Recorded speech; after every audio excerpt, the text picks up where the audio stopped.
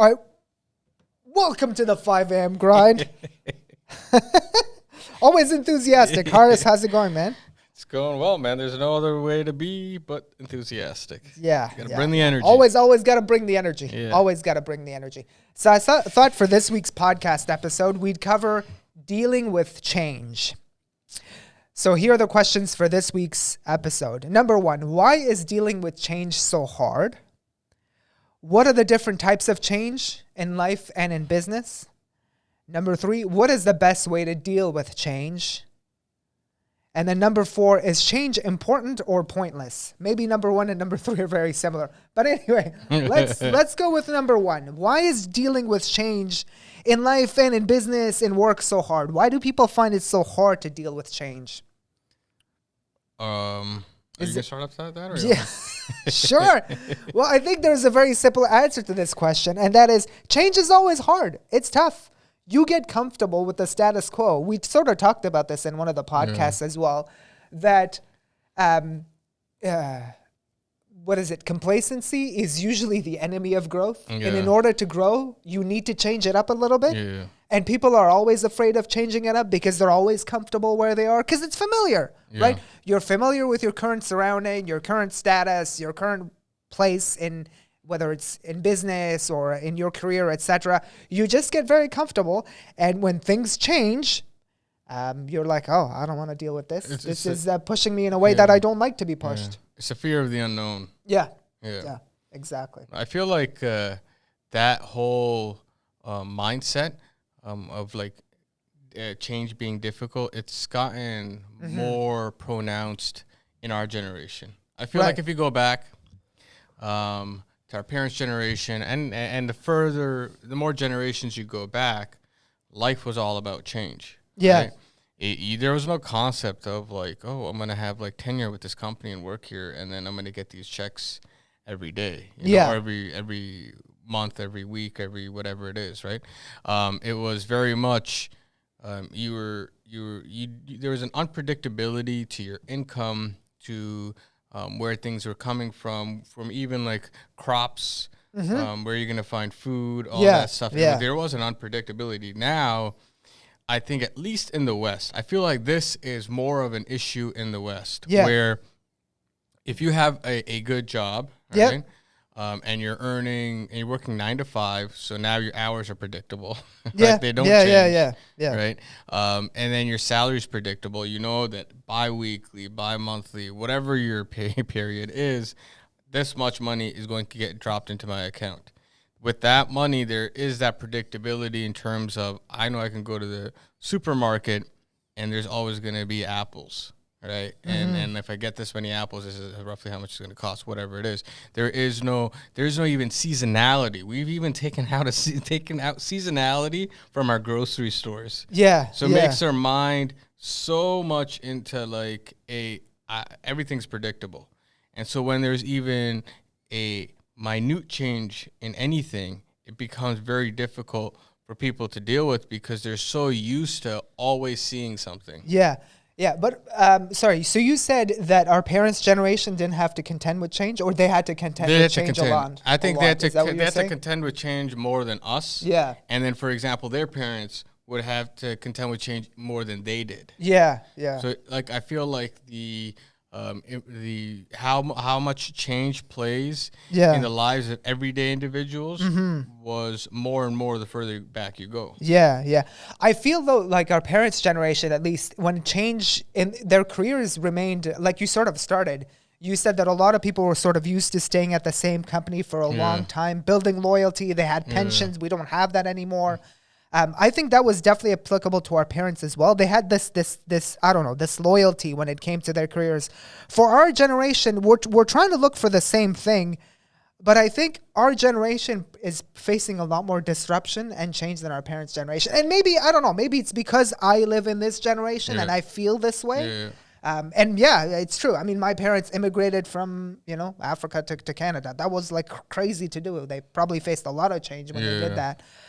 But I feel like our generation might want stability, but I don't think we'll get it because things change now. I feel in a more of a rapid pace. Yeah. Change is accelerating, and disruption is happening much quicker. Yeah. Right?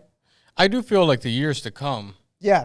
like everybody better get used to change. Yeah. Yeah. Because that'll Right. be the norm. Yeah. But I mean, in terms of like, so with our parents, for example, Yeah. you may have had a stable job, but like the economy, the governments weren't as stable as they appear to be now. Right. Right. So you had stock market crashes more often, Like and it affected institutions you weren't as stable. immediately, right? Yeah. Like there was just a lot other things going on, Yeah. and there was that one aspect of stability. But overall, I don't know. I feel like maybe baby boomer generation where just everything was growing. Yeah. It was nice. But definitely, if you even take that out then and go before that, I think change has always been a part of just like, don't take any day for granted. Yeah. All right. Yeah. Because you don't know if it's going to stay like that tomorrow. And I feel like that was something that prior generations had. I don't know. For some reason, I feel like individuals in our time don't have that. Yes. Even if they're a little bit more like the economy and the job situation may be more unstable, they still don't have that. But I do feel that the instability that may have been brought into, for example, the job market is not a result of the employers. It's the employees. It's our generation that wants to move around. You mean we're becoming restless? Yeah. So because like it's not like you're getting fired and now you don't got work for a year. Yeah, okay? yeah. It's more like, no, I want to go for that firm over there. That one looks nice. They have a better logo, whatever the heck it is. So that stability, that instability is on our time. When I'm talking about change and dealing with change, it's on somebody else's. It's factors outside of our control. Yeah, yeah. I guess personally, how have you best dealt with change when it comes to things being thrown at you from, I don't know, things coming from left field, unexpected change, disruption, etc.? Thing is here's the thing. Like, I'll tell you one of the craziest things. I felt like I remember getting out of undergrad and getting my first job, right? And then like I'm like, really happy, eager, right? Got a job, somebody's paying me, like I get to like do stuff and like whatever, give them my time. All right. Now, like, I understand that my time's actually worth something. So, and I was giving it away too cheaply, but that's a different story. Right? Back then it was like, hey, listen, now I could go tell my family, right? My dad, my mom, everybody, cousins, all of a sudden I'm working at XYZ. Yeah. So I went and I started working, and like first few days it was all right. I'm learning, you're so into it. And this is your first job, first office job, first proper job where you're kind of like, all right, I'm kind of like starting a career, whatever. Start first week, and I'm like, this is pretty awesome, right? You're learning new things. You're seeing how the business works. Second week, you're okay. Well, you know what? You're learning a little bit less. And then eventually you come to a point, 3-4 weeks down, I was like, yo, once you learn everything, what do you do? Right? Like once you figure everything out. Because I was like very curious. So I wasn't just looking at my like job, right? I was looking at what everybody else was doing. How does the company operate? Whatever. Yeah. Right? And so after a month or so, I'm just like sitting there thinking to myself, and I'm looking around, I'm like, there's a lot of people here. And at that time, obviously I was in my 20s, so I was like, oh my God, 30? Holy crap, that's old. Right? Yeah. There's a lot of people in the 30s, 40s, 50s, 60s, right? That are in the same company. They've been working there for some time, and they may have bounced around, but they're still working. And there's nothing new. They just come in, repeat, and do the same thing. I'm like, yo, what are they expecting me to do? Just keep doing this until I die? Yeah. And that made me panic. I was like, no, I can't do this, right? And so I feel even now, like if something is staying the same for too long, I just got to mix it up, man. Mix it up. I can't like... Mix it up, change it up. Because now I also have a fear. As I get older, I do like the stability. So I got to force that on me because I'm like, yo, if I don't do this to myself, something else is going to make me do it. Some shock is going to come in, make me change. And at that time, I'm going to be the least prepared for change. Interesting. That actually leads us to our second question, which is, what are the different types of change in life and in business? And I think you said the two of them, which I think, if you zoom out and just look at it, there are two types of change you face in life and in business.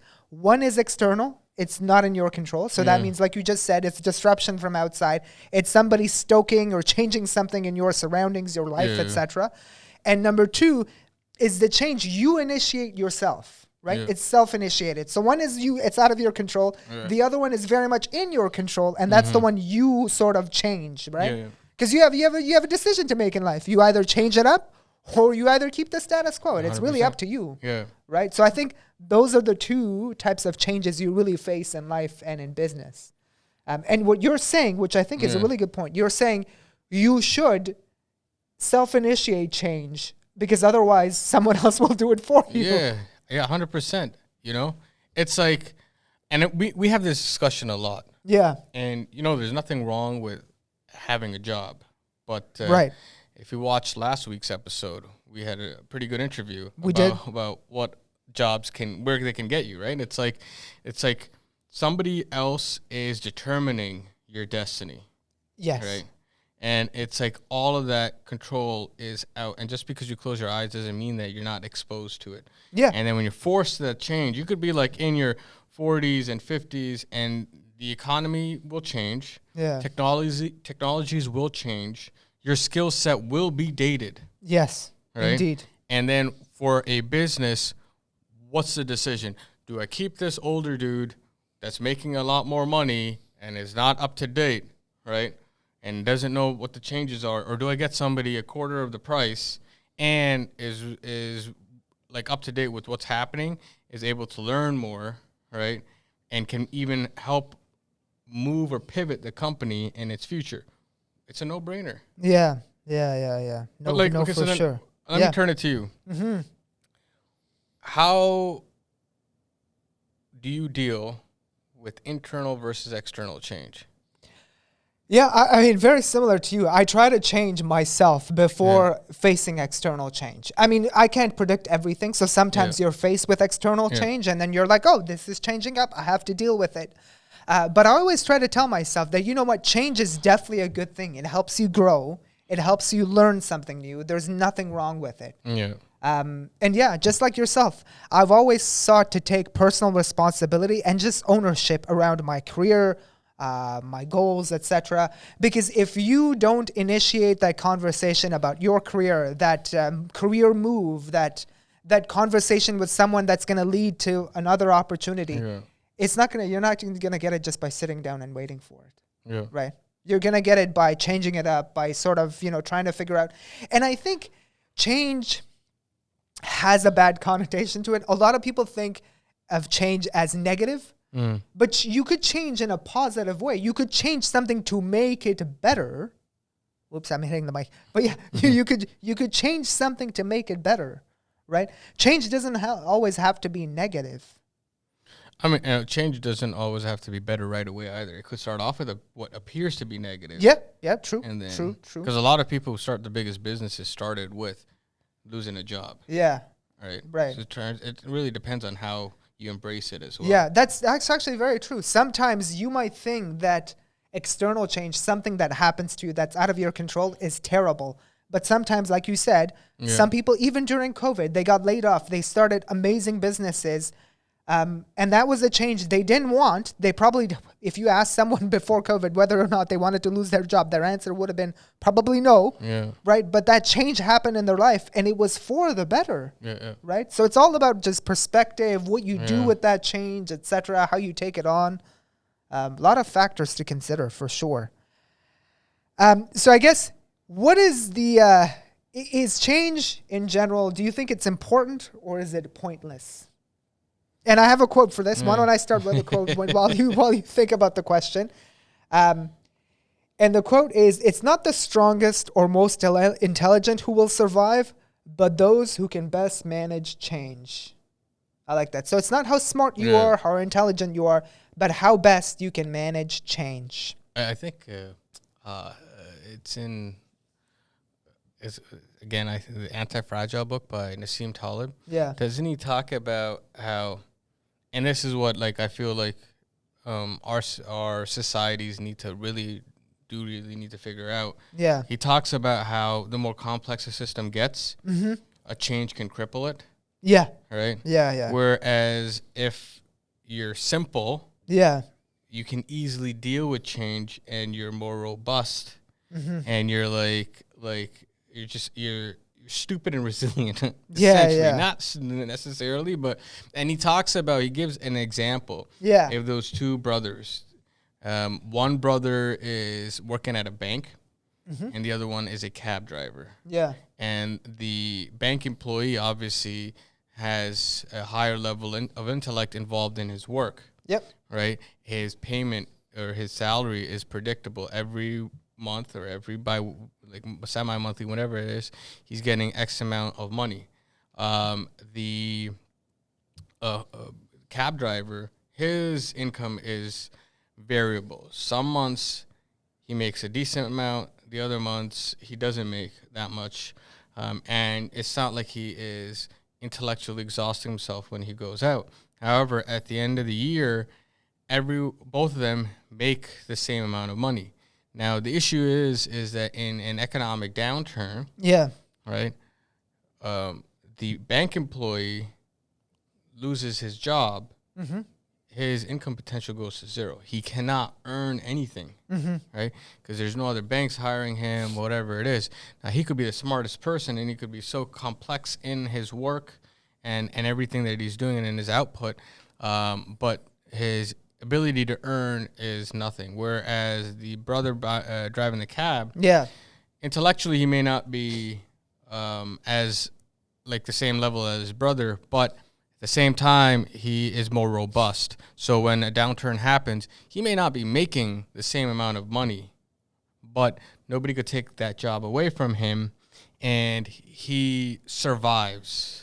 Yeah. Right? He'll earn less, but it's not going to zero, and he'll wait until like the market picks up again. Yeah. You mean one's like position is sort of there to be able to adapt to change, while the other is very, it's one like can zero or one. tolerate that change. Yeah. The other one's very binary outcome. It's a very, you either have a job or you don't have a job. And I feel like, you know what, everybody not everybody. Yeah. Most people who have jobs are in that situation, right? Yeah. And it might not be an economic downturn, right? Maybe the cycle is longer. Maybe it is not a recession and growth cycle. Maybe it's your just overall technology cycle, which could be a bit more, it could be longer, right? And by technological, I mean like there's new software comes out, new programs come out. Older people are going to have a difficult time figuring that out. Mm-hmm. New theories come out. They're going to have more of a difficult time figuring that out. I know so because in the legal industry, there's still a lot of individuals working with faxes. Yeah. Right? They don't want to let that go. And so, but nobody could fire them because they have their own firms. Yeah. Right? That's the other thing. They're starting their own, they had their own thing. Nobody can let them go. Now everybody else still has to kind of work with that. That is hilarious. Right? Yeah. But whereas in your company, you might not be let go for a recession, but like after like 20, 30 years of service, right? They're going to be like, all right, this person doesn't know the newest programs coming out. And so, and it's going to cost too much to get them to understand and integrate, and they're going to complain. Other individuals always complain. Yeah. And change is not easy to enforce into an organization. It's better to have the people like that before they come in. Yeah. Right? Okay, so let me ask you this then, because that's a good point. Have the people that are capable to adapt to change, right? Yeah. Is that's what you're saying? Like have people in your organization that are capable of dealing with when the younger change. People are more capable. Right. Which is but would you say like yourself? So let's just stick to you and I for a second. Do you think you'll be able to deal with change as you grow older? Yes, granted it's going to become harder, but how do you become, because let's just be honest, you and I think this is accepted now. Our industries, our jobs might be disrupted, and change is happening very quickly. And this is just the norm. You know, there might be some quota in his pajamas trying to disrupt our industries. Yeah. That's life. So how do we become better apt at dealing with change? How do you cultivate, I guess, this beginner's mindset such that you're able to deal with change when it comes, or keep learning or keep adapting? How do you do that? Because I don't think it's not. I don't think what we're saying is it's not impossible to deal with change throughout your life. It's definitely possible. But I guess what frame of mind do you need to have to be able to deal with change that's always coming? I mean, the one solid state of mind that you will not go wrong with is learning is from the cradle to the grave. Yeah. That's it. I think that's a very good one. I have a couple of quotes on this too, and those are very much along the same lines. It says, "A wise man changes his mind, a fool never will." Yeah. Right? A wise man knows, I'm wrong here, I need to change my mind, I have new information, therefore you change it up. Yeah. Right? The other one is, those who cannot change their minds cannot change anything. Yeah. Which I think is a really good one too, right? If you want to change something and this is for the better, you need to be able to change your mind. You can't just go, "Oh, it's always been done this way, so we're going to keep doing it this way," right? No, 100%. And back to what you said, as I get older, I know I'm going to have more of a problem adapting to change. Right. Because even if I have the amount, like, first of all, like, you could have that mindset, but as you get older, you don't have the energy and you don't have the time. Right. Because you're a lot less when you're patient younger, with man. change. It's like, yo, like, what am I gonna do during the weekend? You just sit there, you fiddle around with computers, you figure out, oh, this is how this thing works, right? You know, like, as you get older, you got responsibilities, man. You've got family, you've got all that stuff. You also don't have that blast of energy to like actually learn something brand new. You do have what I would say old man energy, where you can kind of figure things out and where you should focus your energy on, but that's a different story. The one thing that I do know and I have to prepare myself for is, as I get older, I do not, and I see this with other individuals around me, if I want my business to keep growing, I have to take in younger, not just younger, but fresh blood that thinks differently, and then use that as counsel and try to understand where they're coming from and use other people to help myself compensate for any lack of ability to change that may kind of appear as I get older. Right. No, it's interesting. And I think what we're saying for this last question that we had about change, whether or not change is important or pointless, we're saying change is fundamental. It's really important, and it's something you should embrace. But let's take it to just business and companies. Can you foster a culture of change? You're saying hire young people who are at the forefront of innovation, who are capable of adapting themselves, etc. But do you think you can infuse a culture of change within an organization? Like, I'm going back to our guest interview that we had. And the point that Jim was making was that you can infuse a culture of like trial and error by encouraging people to, you know, fail fast, fail cheaply, you know, and things like that. The thing is first of all, I don't want to like be an ageist and be like, yo, young people. I'm just saying young people tend to more often than yo, there's a lot of like political correct for whatever it's worth. We're pretty damn old. But I don't want to be like I'm not. I just say that younger people in general are more open to that change. Not all of them are, and sometimes older people are too, but more often than not. But going back to like that culture, definitely, man. That's what so when my kind of management style, I would say, is I want people to take ownership and start making decisions, right? So whenever somebody's working with me, I tell them, do not come to me with a problem. Come to me with a solution. So I want you to sit there and think about it, right? No matter how small the task, how whatever, right? Think about it and bring me an answer. I do not want a question, right? And so, and I know that a lot of managers may appreciate it. Yeah, nobody can make a decision without me. But I want all the people around me to be empowered to really understand something and all of the factors and the variables that are affecting it so that they can make decisions now. Because if they start making decisions from the beginning, they have a different understanding of what they're doing. You should not. I don't think employees should focus in on just their job description. It should be, just as an organization has stakeholders and you're figuring out like how your operations affect all the stakeholders, you as an employee have stakeholders that are vested in your role. So you need to figure out what everybody else is doing so that you can then help them out. And if there's any change, you can suggest it. So I always want people to come tell me, yo, what's going on? How can we do something faster? Is there a technology out there that I didn't hear of, right? Or somebody else didn't hear of that nobody knows of that could make this job easier? Yeah. No, 100%. 100%. I guess, and I have one more quote, which I think is quite cool. And this one is the people who are crazy enough to think they can change the world are the ones who generally do, you know? It's always looking at asking questions, prodding, you know, being intellectually curious about a certain process or the way something is being done. That's how business ideas usually come about, right? Because I think if you cultivate a beginner's mindset and just thinking about how entrepreneurs generally are, they're the type of people that go around their surroundings, their companies, etc., and just ask questions about why something has been done a certain way, and just prod and ask if there are different ways to do that process or reach that result. Yeah. Because that's what generally drives innovation. It's usually change. Yeah. Right?